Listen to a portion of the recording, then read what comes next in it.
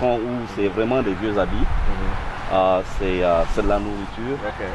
Tu vois le riz, tu vois les bidons d'huile, tu vois pratiquement du tout. C'est aussi loin. Oui, absolument. Et c'est le plaisir qu'on a de le faire réellement, c'est de voir toutes ces choses-là. Et faisant ça tous les jours, tu te rends compte que le domaine dans lequel tu t'es lancé, combien en réalité ça aide beaucoup de gens au pays. Parce qu'il y a tellement de choses que dans le temps, même pour se mettre la main dessus, il faudrait que tu sois d'une famille aisée. Et grâce à beaucoup de compatriotes qui sont ici, mais aussi ce service que nous offrons, tu vois de ces choses aller à Niamey, les jeux électroniques, les jeux vidéo, les vélos, les motos, tout ça là, tant qu'ils peuvent, nous prenons tout ce qui est possible, quoi. Absolument.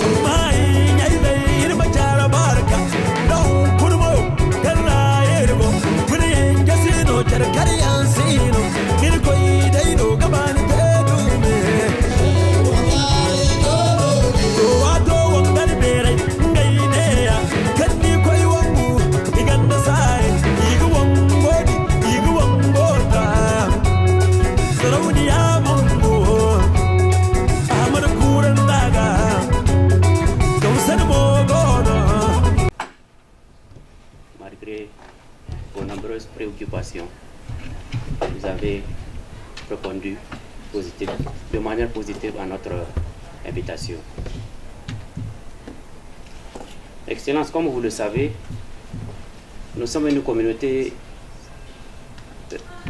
éparpillée entre trois, ou du moins deux États, Maryland, Virginie et le district de Columbie, Washington. Donc c'est aussi une communauté, contrairement aux autres États, qui a connu une migration assez faible ces dernières années. Donc pour plusieurs raisons. Généralement, quand les gens viennent, ils préfèrent toujours faire la capitale pour aller vers d'autres zones où le niveau de vie est moindre. Ou surtout dans des zones à forte concentration des Nigériens. Pour ne citer que Harrisburg, Ohio ou Indiana. Donc notre communauté aussi a ses particularités. Elle est composée de beaucoup d'intellectuels, à savoir des fonctionnaires internationaux, des Nigériens travaillant dans des systèmes américains en gros, et aussi des étudiants. Donc, mais fort heureusement, ces dernières années, nous avons une certaine émergence de Nigériens promoteurs d'activités privées, comme ce que vous avez pu constater tout à l'heure lors de votre visite sur le terrain? Parce que l'une des choses qu'un ambassadeur doit faire, et ce qu'on m'a dit en venant, ce que mes supérieurs m'ont dit en venant, c'est d'être le plus près possible de notre communauté, de notre diaspora. Pour l'aider dans les problèmes éventuels d'immigration, il y en a toujours quand on vient d'ailleurs, pour qu'elle reste la communauté au fait de ce qui se passe au pays de la façon la plus équilibrée possible, par des échanges les plus constants possibles, mais aussi pour qu'ensemble nous n'oublions pas d'où nous venons et où nous retournerons pour la plupart. Peut-être certains choisiront de rester là. Le rôle de l'ambassade ou d'un ambassadeur, c'est aussi d'être très proche de la communauté nigérienne, d'autant plus que, comme vous le savez certainement, l'une des missions confiées à l'ambassade, c'est de faire en sorte que la diaspora nigérienne, où qu'elle soit, contribue au développement du pays. Donc il y a ce lien de façon permanente. Ne faites pas comme dans mon temps, où nous partions, et puis nous revenions, on était étudiants à l'époque, c'était plus facile, nous partions, nous revenions un jour et commencions à travailler. D'autres partaient, ne revenaient pas, où ils étaient là quelque part, mais on ne savait pas exactement ce qu'ils faisaient. Il faut que cela change. Pour que cela change, il faut que nous commencions par nous connaître. Et pour nous connaître, il faut que nous nous recensions. Moi, j'ai une carte consulaire, je l'ai là en poche, je peux vous la montrer. Avec une carte comme ça, dans un premier temps, au moins vous vous identifiez et ils savent à qui s'adresser pour éventuellement savoir, pour demander, disons, des informations et voir un peu comment vous pourrez être soutenu et encouragé et sortir du pétrin. J'étais à Harrisburg, j'en ai parlé. J'étais à Greensboro, j'en ai parlé. Avant-hier, j'étais à Chicago dans un autre cadre pour voir un peu les possibilités qu'il y avait de trouver des bourses pour les étudiants nigériens. Et j'ai pu rencontrer 7 ou 8 Nigériens qui avaient dans cette zone. On ne savait pas qu'il y avait des... Enfin, personnellement, je ne savais pas qu'il y avait des Nigériens. À Chicago, on m'avait donné le numéro de téléphone d'une personne. Et à travers cette personne, on a pu en contacter 7 ou 8. Ici, vous êtes beaucoup plus proche de nous. Franchement, et je fais exprès de commencer par ce point, faites un effort pour venir vers nous. Parce qu'il est plus difficile pour l'ambassade d'aller vers vous pour des raisons évidentes de manque de personnel ou parce qu'on cherche son ambassade pour se faire recenser, pour faire des papiers, etc. Je demanderai à M. le Président qu'au sortir de cette rencontre, nous prenions l'engagement tous que tous les Nigériens dans cette région seront recensés. D'abord, pour que nous ayons une banque de données. 2, pour que nous puissions vous servir. 3, parce qu'il y aura des échanges dans notre pays, il y a des élections, il y a telle ou telle chose qui se passe. Et nous espérons franchement que la prochaine fois, les Nigériens et les étrangers pourront voter pour les gens de leur choix, chacun a son choix. Mais au moins qu'on sache que nous existons, que nous participons à la vie du pays. Pas seulement à travers les élections, mais les élections c'est important aussi. Et donc, nous allons essayer d'avoir cette banque de données. Deuxième chose dont je voulais parler, c'est l'éparpillement dont votre président a parlé tantôt. Vous êtes éparpillés, mais en fait, cette région n'est pas si grande que ça, finalement, parce que les gens peuvent se retrouver. Et vous le savez certainement, ou vous avez dû en entendre parler, avec l'ambassade, la CONUSA est en train de réfléchir à un plan d'action qui sera le plan d'action de l'ambassade et de CONUSA. Je n'ai pas voulu avoir mon work plan, comme ils disent ici, de l'ambassade.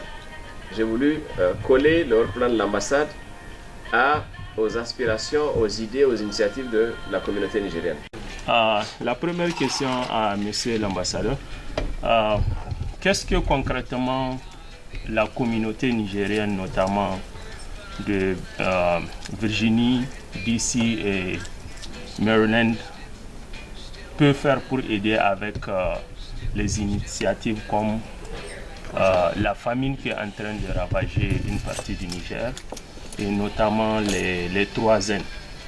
Je veux savoir de façon très explicite ce que nous pouvons faire.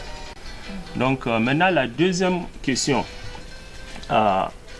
qu'est-ce que aujourd'hui, par exemple dans le domaine de l'énergie, si maintenant j'ai un Américain qui est un potentiel investisseur au Niger qu'est-ce que nous avons de concret en matière d'énergie que je peux utiliser vraiment pour, comme sorte de marketing pour l'amener à s'intéresser parce qu'il faut d'abord, je le vois en 2 étapes, je le motive, maintenant je le convainc, j'essaie de le convaincre et je l'amène à l'ambassade.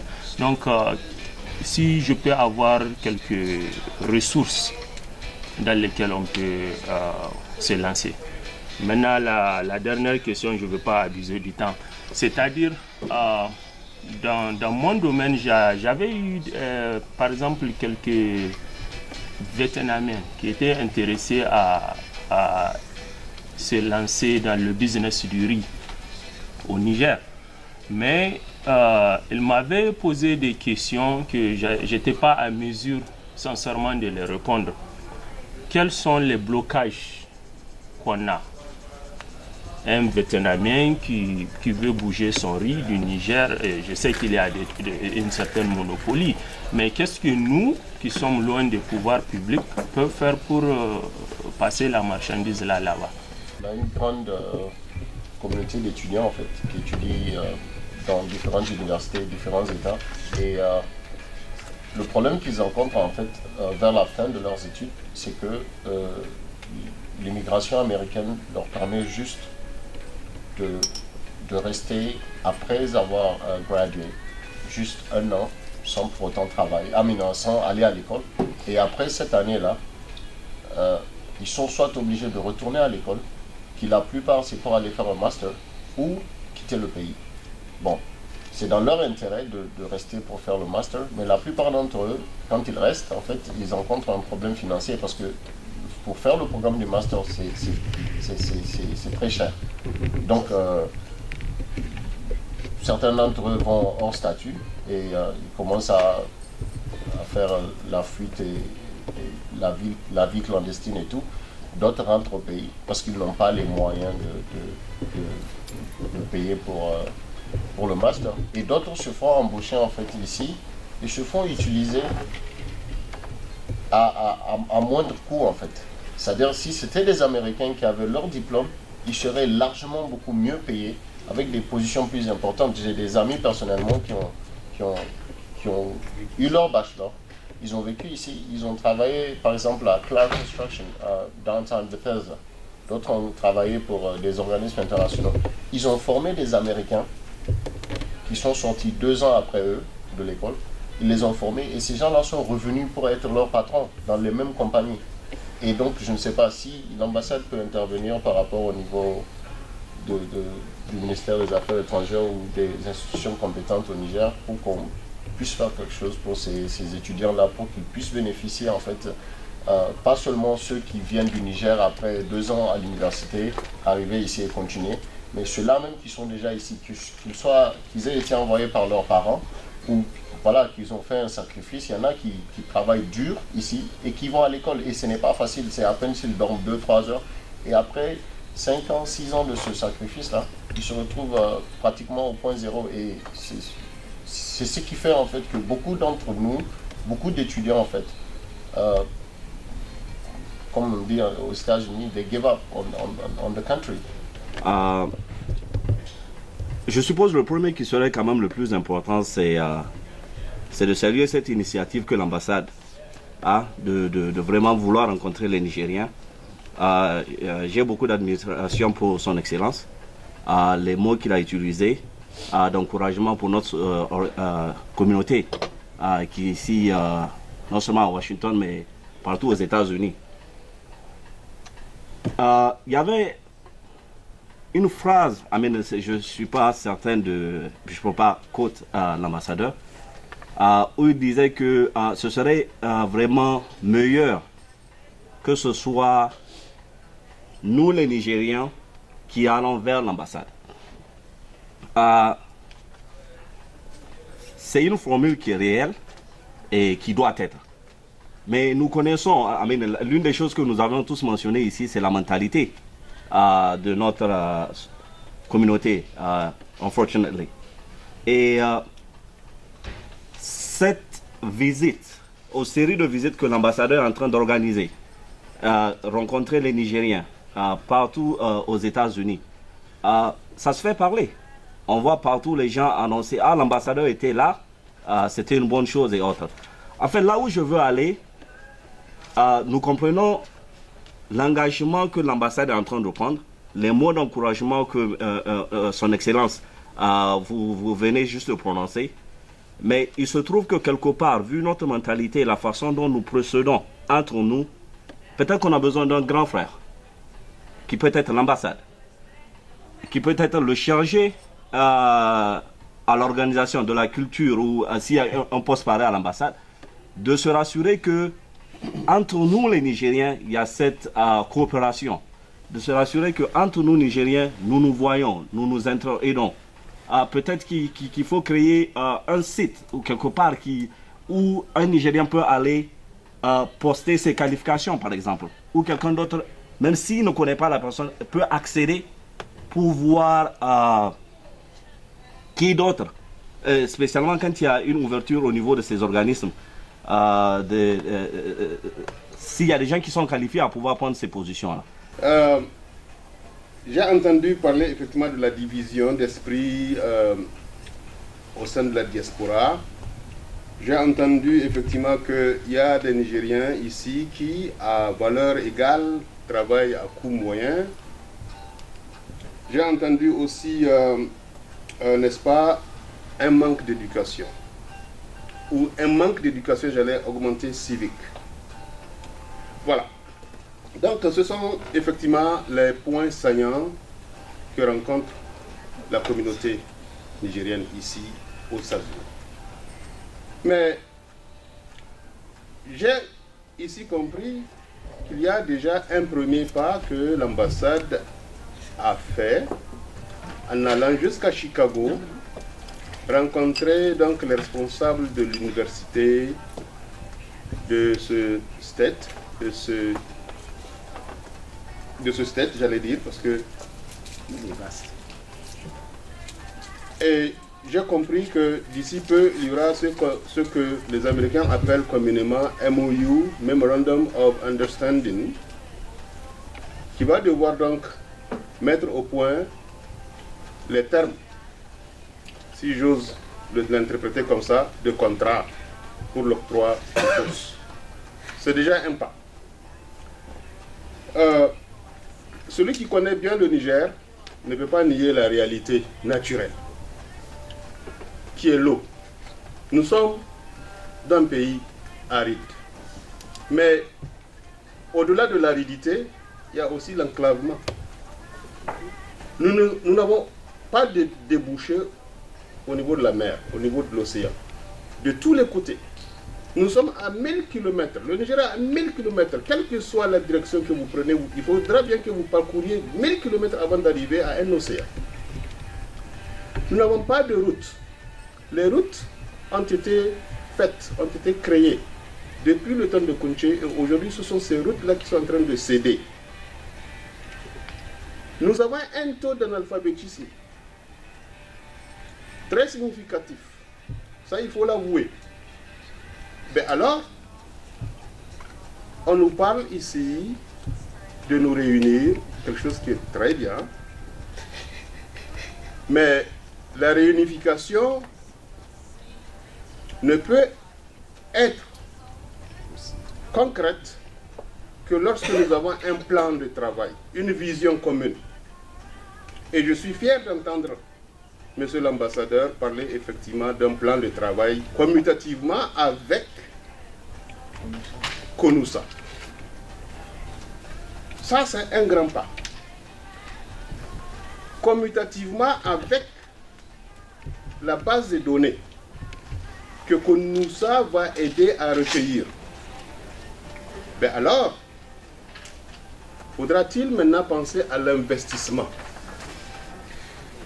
Et cet investissement, nous sommes là où nous sommes dans un milieu et à temps normal pour effectivement y penser. Les États-Unis, c'est un pays d'opportunité. Je le dis et je le répète encore. Je suis ici depuis 2003. Le 18 novembre 2003, j'ai mis mon pied dans ce pays. Gukoya vous avez au moins... Je parlais que d'une de vos questions en réalité qui est vraiment... merci de nous avoir suggéré l'idée d'avoir un endroit où poster les qualifications ou dire peut-être un peu ce que vous pensez. Vous savez qu'on a... Je ne sais pas si vous avez vu récemment le site de l'ambassade. Et là-dedans, vous aurez les textes du Niger, vous aurez un peu des petites choses que je fais, vous aurez un peu des discours du président que nous avons considéré comme important à traduire à l'anglais. On a voulu que ce soit un site beaucoup plus utile, plus informatif, non seulement pour les Nigériens, mais aussi pour ceux qui veulent aller vers le Niger. Donc nous continuerons à l'enrichir. Il y a aussi des liens. Si vous avez de bons sites que vous connaissez qui sont vraiment utiles pour le pays, dites-le nous parce qu'on mettra les liens là. Par exemple, vous avez Friends of Niger. Mais vous avez aussi, si vous voulez savoir, par exemple, vous voulez vous adresser, par exemple, les 3 N, vous avez un texte qui explique ce que c'est. By the way, le haut commissaire aux 3 N était ici pour 2 jours à Washington. Il était à l'un des réunions à Seattle, il est venu, donc on a organisé des rencontres avec les groupes américains, que ce soit le département d'État, l'USAID, la Banque mondiale et certains investisseurs dans le domaine de l'agriculture. En ce qui concerne la situation actuelle que nous vivons, je suis sûr que lorsque M. Boukoy a parlé de Nigériens qui envoient des choses vers leurs parents, et dans les cartons qui vont dans les conteneurs, il y a certainement du riz, il y a de l'huile, il y a des choses comme ça. Je crois qu'il faut continuer à encourager ça. Et lorsque le ministre des Finances viendra, on nous parlera un peu des problèmes qu'il y a par rapport à la douane et tout ça, lorsqu'il s'agit de vivres qui vont vers les gens pour soulager les souffrances. C'est à vous, association des Nigériens, c'est à vous Konouza, c'est à vous Nigériens de la diaspora, de nous dire comment vous pourriez contribuer. Ça, vous pouvez décider de cotiser, si vous pensez que c'est de l'argent qu'il faut envoyer. Vous pouvez décider simplement d'acheter des vivres, comme certains le font à titre individuel, et mettre tout ça ensemble. Vous pouvez même nous bousculer, nous, pour que nous contribuions avec vous, dans ce cadre-là, dans le cadre que vous aurez choisi. Mais moi, je préfère que ces idées-là viennent de vous. Je voudrais que ça vienne de vous et qu'ensemble on le fasse. Et que ce soit quelque chose qui est fait par les Nigériens dans leur ensemble pour soulager nos populations, nos frères et sœurs, nos enfants surtout, qui ont des problèmes parce que la situation alimentaire, la situation alimentaire est mauvaise en ce moment. Quand on peut servir son pays, il n'y a rien qui remplace ça. Il n'y a rien qui remplace ça, surtout parce que le pays nous a donné aussi. Mais je voulais d'abord dire quelque chose. Aujourd'hui, l'ambassade ne sait pas combien il y a d'étudiants nigériens aux États-Unis. Dans quelles universités ils sont, sur quelles filières ils sont. Filles, garçons, hommes, femmes. Ça, c'est le basic. Que tout pays ou toute organisation, même en fait que nous ça devrait avoir ça, doit avoir si elle doit avoir intervenir ou aider. Je vous ai dit que je reviens de Chicago. Notre ambition, c'est de pouvoir aussi faire différentes universités comme ça. Et parfois, avant même de parler immigration, même que les universités voient que la mission du pays aux États-Unis s'intéresse à ses étudiants, ça fait une différence. Et donc nous nous proposons de les voir autant que possible. Mais il faut que nous sachions où sont les étudiants. Bon, il y a un travail à faire à ce niveau-là, dont nous reparlerons avec le ministre des Affaires étrangères pour que soit négocié avec les Américains une autre formule. Les Béninois, je ne sais pas ce qu'ils ont, 5 ans ou 7 ans. Oui. Les Sénégalais ont 7 ans ou 10 ans. 10 ans. Etc., etc.